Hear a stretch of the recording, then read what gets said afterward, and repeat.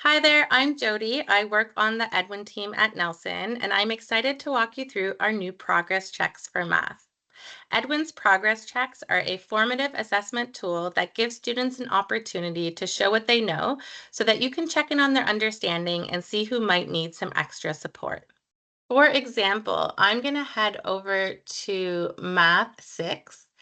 And if I just completed the chapter 1, numbers to 1 million chapter with my students, before I ask them to complete a final assessment or move on with new learning, I'm going to use one of the brand new progress checks. So I'm going to open up the progress check for chapter 1.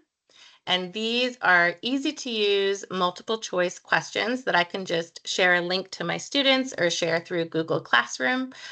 They're presented in this way, really easy and simple to understand. Students just work through the questions, put in their answer, click next.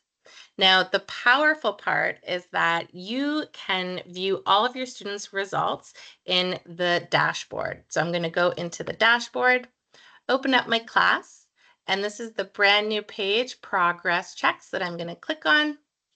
And this is the view that you get to give you quick and clear overview of your students' progress. Now, here are 3 pro tips for using this data to help inform your teaching. Tip number 1, using the overall data. So by hovering over the class average underneath each progress check, you can see the class average, which in this case was 60%.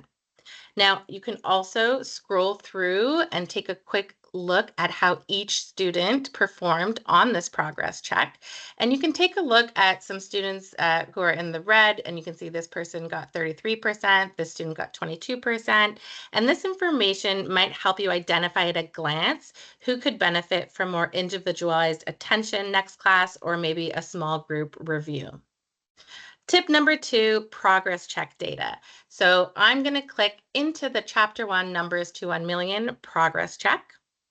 And here you can see a more in-depth overview of your class's understanding. So at the top right, you can see that 7 students completed a progress check. There was 5.4 out of 9 correct responses, and the class average was 61%. Over here, class results summary and recommendations. You can see the average correct response rate for each question. So if you notice perhaps that most of your students struggled with a particular question, you may want to review that concept as a class or do some extra practice questions around that. Now, if you want to be reminded what was in that question or what concept was covered in that question, you just click on the number and you can see what concept was covered for each question. So I'll just show you number 2, and you just scroll down. Tip number 3, using student level data. You'll notice that Edwin identifies students that are in need of some extra support and those who are ready for enrichment. To take a closer look at specific data for each student, simply click on their name from here. This will bring up a list of all the progress checks they've completed, categorized by strand. I'm going to go into the first progress check over here. Here you'll see that you will be provided with suggested lessons, videos, worksheets, and activities that you can share with students based on their overall results. Now, if you'd like to get even more targeted, when a student answers a question correctly, you'll receive targeted enrichment opportunities that can help extend their learning and deepen their understanding. If the student gets a question incorrectly, you'll get targeted next steps and extra support that will build on the concepts that they need that extra support in.